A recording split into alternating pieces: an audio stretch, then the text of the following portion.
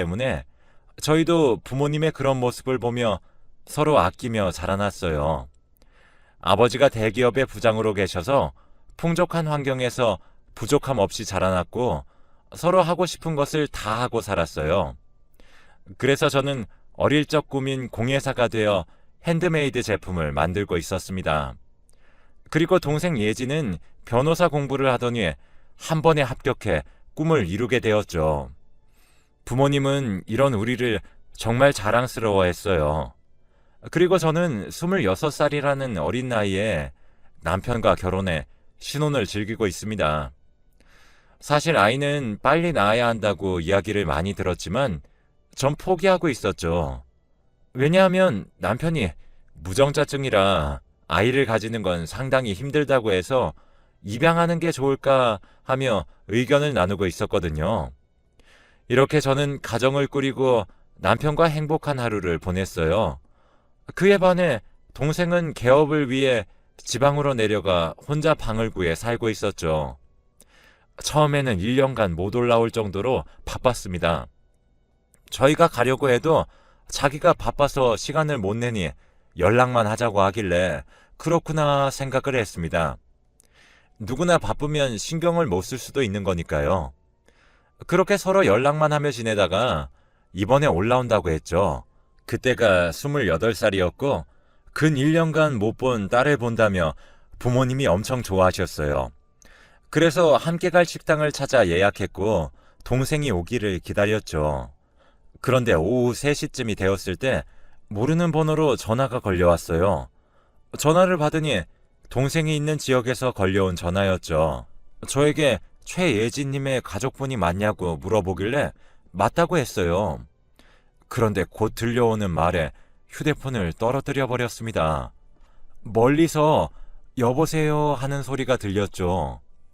여동생이 타고 있던 택시가 버스와 추돌되면서 사고가 났고 응급수술을 하게 되었으니 얼른 와달라는 전화였어요. 저는 눈물을 흘리며 남편에게 전화를 했고 남편은 놀라 일하다 말고 집으로 왔어요. 그리고 저를 끌고 차에 밀어 넣었죠.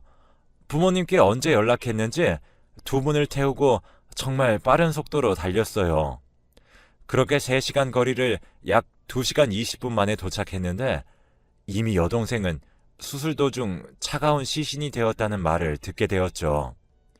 어머니는 영안실에서 예지를 보고 기절하셨고 남편이 어머니를 밖으로 모셨어요. 아버지는 굳은 얼굴로 예지를 내려다보고 있었지만 전 봤어요. 덜덜 떨리는 두 손이 아버지의 상태를 말해주고 있었거든요. 그렇게 장례 절차를 밟기 위해 나갔고 저는 대기실에서 혼자 멍하니 하늘만 바라보고 있었어요. 그런데 의사가 오더니 아이는 보시지 않을 거냐고 하는 거예요. 아기라는 말에 네? 했더니 제 동생과 같은 차에 갓난아이가 있었던 거였죠. 동생이 사고와 동시에 아이를 안았기에 아기는 상처 없이 멀쩡하다고 말하셨습니다. 처음 듣는 아이의 존재에 일단 의사에게 고개를 끄덕였고 간호사가 저를 안내해 줬어요. 간호사가 안내한 곳으로 가자 낯익은 얼굴을 한 여자가 아기를 안고 있었어요. 저를 본 듯 저에게 다가와 고개를 숙이며 인사했는데 예지의 절친한 친구인 주희였어요. 저는 주희에게 설명을 부탁했어요. 그러자 무거운 입을 열었죠. 원래 사귀던 사람이 있었는데 아이를 가졌다는 걸 알고는 해외로 도망가듯 가버렸대요. 그런데 아이를 지우는 건 싫다고 해서 혼자 낳았다고 해요. 자신도 처음에 몰랐는데 이곳에 진료 보러 온 예지를 보고서야 이야기를 들었고 도와줬다는 겁니다. 저는 품에 아기를 받아 안고 정말 고맙다고 감사 인사를 했죠. 예지의 아들 이름을 들은 저는 어머니가 계시는 응급실로 갔어요. 아니나 다를까 아버지와 남편이 함께 어머니 곁에 있었죠. 두 사람은 제 품 안에 잠들어 있는 아기를 보고 갑자기 웬 아기냐고 그랬어요. 저는 예지가 혼자서 낳은 아들이라고 하자 아버지가 정말 놀라셨죠. 주희에게 들었던 이야기들을 해주자 아버지는 아기를 안으셨어요. 그리고는 굵은 눈물을 흘리시면서 아기의 손을 조심스럽게 잡았죠. 아기가 그 행동에 눈을 떴고 아버지를 보고 방긋방긋 웃었어요. 저에게 슬픈 목소리로 아이의 이름을 물었고 최현서라고 말씀드렸어요.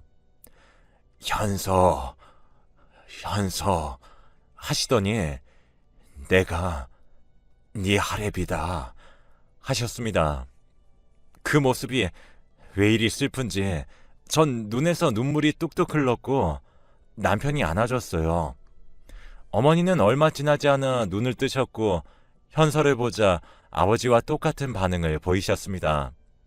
사실 갑자기 나타난 손자에 당황스러우실 텐데도 부모님께서는 현서를 품에 안아주셨죠. 예지의 장례를 치르는 동안 현서는 제 품에 안겨 있었고 친척들은 언제 아이를 낳았냐고 말씀하셨어요. 저는 할 말을 찾지 못했는데 남편이 나타났어요. 얼마 되지 않았어요. 경황이 없어 알려드리지 못한 점은 정말 죄송해요. 아니, 친척들도 그렇냐고만 하셨어요. 남편의 말에 놀란 저는 올려다봤고 남편은 미소를 지으며 우리 아이로 기르면 돼 했어요. 이렇게 예지의 아이로 남게 되면 고아로 자랄 텐데 그럴 바엔 아이를 못 가지는 우리가 이 아이를 입양하는 게 좋지 않을까 하고 말하더라고요. 이런 선택은 쉽게 하지 못하잖아요. 그런데 이미 남편은 자신의 아이로 받아들인 것 같았어요. 전 남편의 씀씀이에 감동을 받았고 이제 내 아이라 생각했죠. 그렇게 장례가 끝나고 저희는 예지의 집으로 갔어요. 방이 2칸짜리인 이곳에는 둘의 흔적이 남아 있었습니다. 예지와 현서가 생활한 공간에는 현서의 옷과 장난감이 정말 많았어요. 아마 나중에 입혀봐야지 하고 준비한 듯한 것에 어머니의 눈시울이 붉어지셨죠. 우리는 예지의 짐을 정리하기 시작했고 집은 조금씩 깨끗해지기 시작했어요. 그렇게 당장 아기에게 필요한 것들을 챙겨 트렁크에 실었고 다음에 이삿짐 센터를 불러 짐들을 옮기기로 했답니다. 그렇게 부모님을 모셔다 드린 후 저희는 집으로 돌아와 방을 꾸몄어요. 원래 짐을 모아놓던 방이라 짐들도 다 정리하고 아기를 위한 가구도 드렸어요. 혹시 기어다닐 때 다칠까 싶어 바닥도 유아매트 시공을 했답니다. 그렇게 하나씩 준비를 하자 아기를 키우는 집이 되었어요. 낯선 공간이라 불편한 기색이 있었지만 금방 적응해주는 현서에게 정말 고마웠답니다. 그런데 저에게는 고민이 하나 생기게 되었어요. 바로 시부모님이 이걸 이해해 주실까 싶었거든요. 남편은 걱정하지 말라고 하며 내일 서류도 새로 정리하고 찾아뵙자 했어요. 남편과 저는 다음날 해가 뜨자마자 아이의 성과 본을 바꾸는 서류를 비롯해 친양자 입양 신청도 해야 했어요. 모든 일이 끝나자 오후가 되어 있었고 우리는 점심을 밖에서 간단히 먹고 시부모님을 뵙기 위해 시댁으로 갔죠. 처음 시부모님은 정말 놀라셨지만 남편에게서 어떤 일이 있었는지 듣고서야 이해를 하셨어요. 저는 조마조마했지만 손자가 생겼다며 두 분 다 좋아하셨답니다. 우리 집에 왔으니 축하 파티라도 하자는 걸 겨우겨우 말렸죠. 이렇게 아이를 반겨주시는 시부모님께 정말 감동을 받았어요. 우리 가족이 된 현서는 사랑을 독차지했답니다. 남편은 현서를 애지중지했어요. 사진 찍는 것을 좋아하던 남편은 앨범 만드는 재미로 살고 있어요. 퇴근하면 씻고 난 뒤 현서부터 보는 걸 보면 가끔 질투가 날 때도 있답니다. 하지만 아픈 손가락인 현서를 그렇게 좋아해주니 내가 진짜 남편은 잘 만났구나 생각을 했어요. 그렇게 현서를 데리고 온 후 처음으로 설 명절을 맞이하게 되었답니다. 평소와 달리 시댁과 친정에서 자고 와야 했기에 짐을 챙기는데 현서가 쓸 짐도 있으니 정신이 더 없었던 것 같아요. 남편은 카시트를 확인할 겸 저희 짐을 실으러 나갔고 저는 다시 한번 챙긴 것들을 확인하며 현서를 안아들었어요. 1층으로 가자 남편은 이미 짐을 다 실은 상태로 저희를 기다리고 있었죠. 저는 현서와 뒷좌석에 탔어요. 카시트에 아이를 고정한 뒤에 저도 안전벨트를 맸죠. 원래 매야 한다고 생각을 했지만 예지의 사고가 계속 떠올랐기 때문에 지금은 병적으로 예민한 게 안전벨트인 것 같아요. 그렇게 모든 준비를 끝마친 후 남편은 목적지를 향해 출발했답니다. 사실 친정과 시댁 모두 서울 내에 있었기 때문에 이동하는 것은 정말 좋았어요. 딱 시댁과 친정 중간에 신혼집을 차렸기 때문에 어딜 가든 비슷한 거리였답니다. 명절 전이기 때문인지 도로에는 차들이 많았어요. 교통체증에 지쳐가고 있는데 아기에게는 그 시간이 힘들었던 것 같았어요. 칭얼칭얼거리는 현서를 겨우 달래며 목적지에 거의 도착하게 되었답니다. 우리의 최종 목적지는 시댁이 아니라 저희 친정집이었어요. 저희는 시부모님께서 친정에 먼저 다녀오라고 해주셨기에 부모님을 먼저 뵈러 갔어요. 아무래도 두 분만 계실 생각에 걱정이 되었는데 배려를 해주셔서 감사했죠. 설 당일까지 있다가 그날 시댁으로 가자 아가씨가 와 있었어요. 아가씨는 저와 나이가 같았고 3살 된 딸이 있었어요.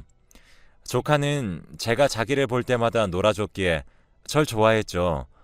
그런데 이번에는 저의 관심은 물론 할아버지와 할머니도 현서를 보니 질투가 났었나 봐요. 저녁 식사 시간에 잠자고 있던 현서에게 살금살금 다가가더니 들고 있던 유아용 숟가락으로 이마를 탁 하고 때렸어요. 현서는 갑작스러운 통증에 놀랐는지 으앙 하고 울음을 터뜨렸고 저는 얼른 현서의 등을 토닥이며 달래기 시작했어요. 천천히 울음을 그친 현서는 딸꾹질을 했고 제 남편이 조카를 꾸짖으며 뭐하냐고 소리쳤어요. 조카는 처음 보는 삼촌의 화난 모습에 당황했고 곧 엉엉 울음을 터뜨렸죠.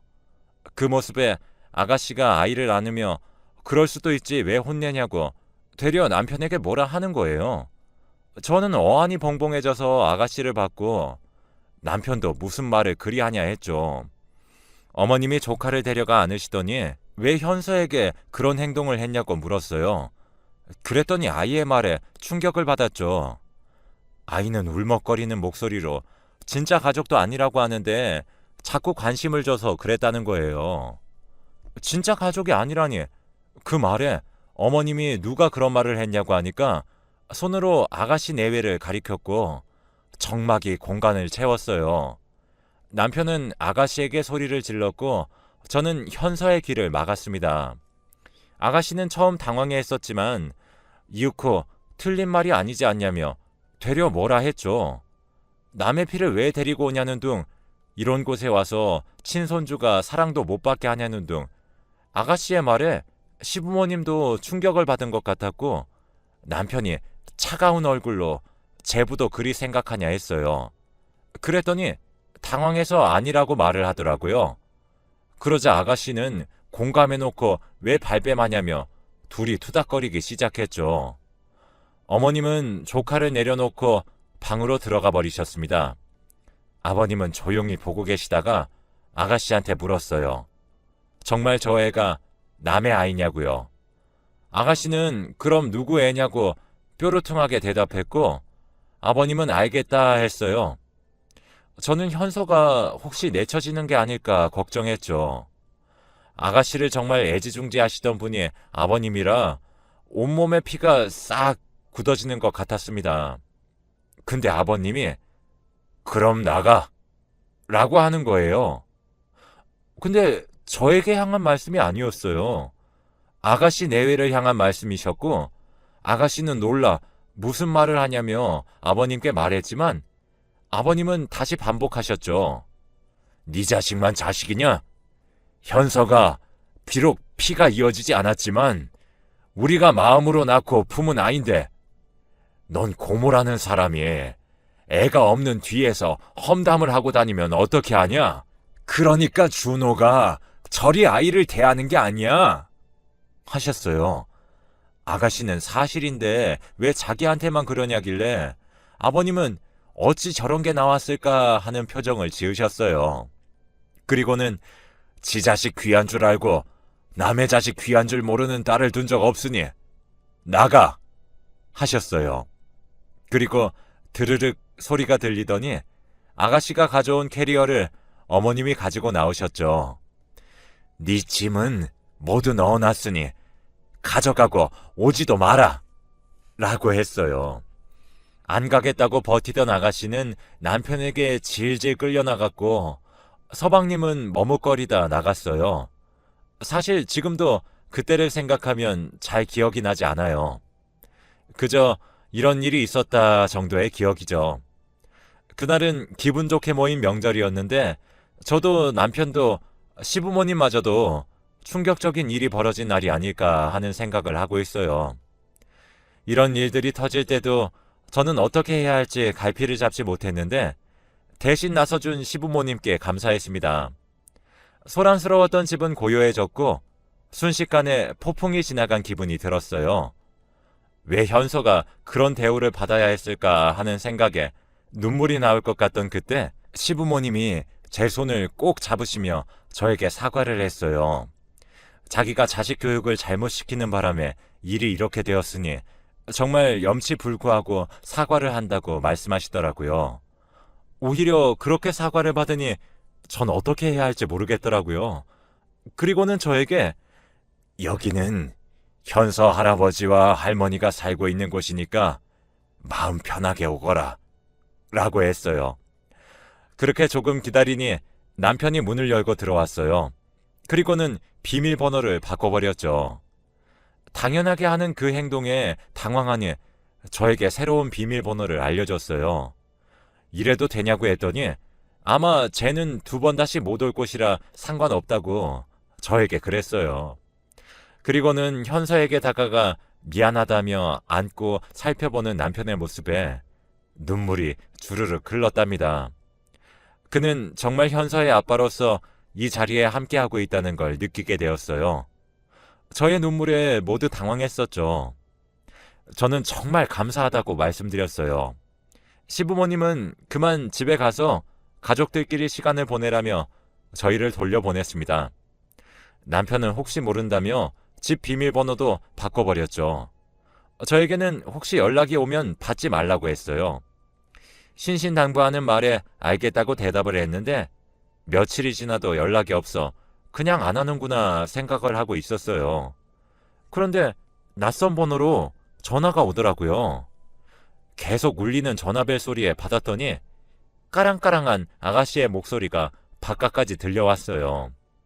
저에게 뭐라도 된 줄 아냐며 자기를 차단한 게 말이 되는 상황이냐고 그랬죠. 그제서야 왜 전화가 조용한지 이유를 알게 되었어요.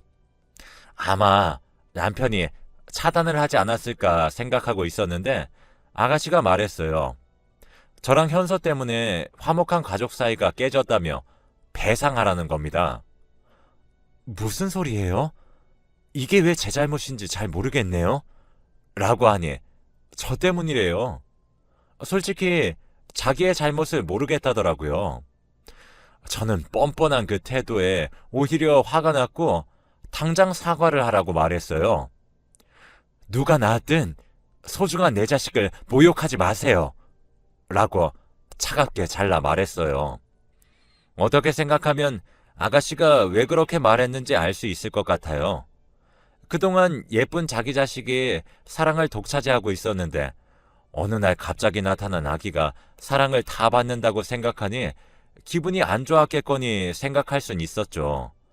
근데 그게 이런 행동에 대해 정당성을 줄 수 없잖아요. 어떻게 한 아이의 엄마라는 사람이 그러는지, 아직까지도 그런 말을 어떻게 할 수 있는지 정말 신기한 기분이 듭니다. 아가씨는 입에 담지 못할 말씀을 하셨고 분에 못 이겨 전화를 끊으셨어요. 그러나 아가씨는 모르셨을 거예요. 제가 집에서 재택으로 일을 하기 때문에 언제나 전화통화 시 자동 녹음이 되게 되어 있었거든요. 그래서 그걸 남편에게 바로 보냈더니 바로 뒤엎어졌답니다. 어떻게 했는지 모르겠지만 그 다음날 또다시 모르는 번호로 전화가 와서 받았어요. 저에게 언제 한번 찾아가 사과를 하고 싶다는 아가씨의 전화였답니다. 하지만 저는 오지 마세요 하고는 전화를 끊었는데 아가씨의 당황한 목소리가 전화 밖까지 들렸어요. 저는 전화를 끊고 그 번호도 수신 차단해버렸는데 정말 속이 시원해졌어요. 그리고 그날 저녁 시부모님께 전화가 왔답니다. 저는 무슨 일인가 싶어 전화를 받았는데 저에게 괜찮냐는 질문이 먼저 들렸어요. 저도 모르게 당황한 목소리로 네? 했더니 알고 있다고 제게 말씀하시는 게 아니겠습니까? 순간적으로 머리를 빠르게 회전하자 낮에 있던 그 전화 말씀이신 건가 하는 결론이 도출되었어요. 정말 알고 보니 남편을 통해 이야기를 들으셨는지 시부모님은 아가씨에게 끝까지 뉘우치지도 모르는 너 같은 딸은 필요 없다고 두 번 다시 내 가족을 깎아내리면 가만 안 둔다고 아버님이 말하자 찍소리도 못하고 전화를 끊었다네요. 그날 밤에 친정에 찾아왔지만 문전박대를 당했다고 했어요.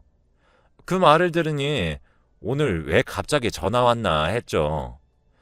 시댁의 입장도 강경한 것에 놀라긴 했지만 원래 물보다 피가 진하다는 말이 있잖아요. 그래서 그때는 다음 명절인 추석에 오겠지 생각했어요. 하지만 제가 생각했던 것보다 시댁 식구들의 결심이 더 단단했었나 봐요. 제가 전화 오는 족족 차단을 걸어버렸더니 방법이 없다고 생각했는지 이메일부터 문자, 카톡 등으로 연락이 왔어요.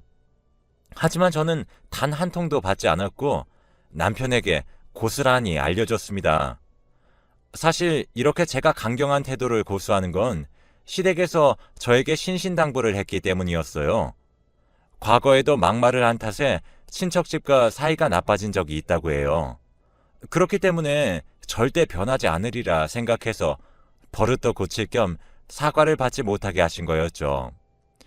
그래서 3년이 지난 지금까지도 단 한 번 찾아오지도 보지도 못했네요. 여튼 이 사건이 지나고 나서 얼마 되지 않았는데 남편이 여행을 가는 게 어떻겠냐 제안을 했어요. 많이 지쳤을 테니 여행으로 기분 전환하는 게 좋을 것 같다는 게 남편의 생각이었죠. 그래서 3시 오붓하게 강릉으로 향했어요. 넓고 푸른 바다를 바라보고 있으니 나아지는 것 같았죠. 저는 저에게 친절하게 대해주시던 두 분께 정말 감동을 받았기에 잘해드리려고 노력을 했어요. 이제는 명절 때면 함께 여행도 가고 현서와 따로 시댁에 놀러 가기도 해요.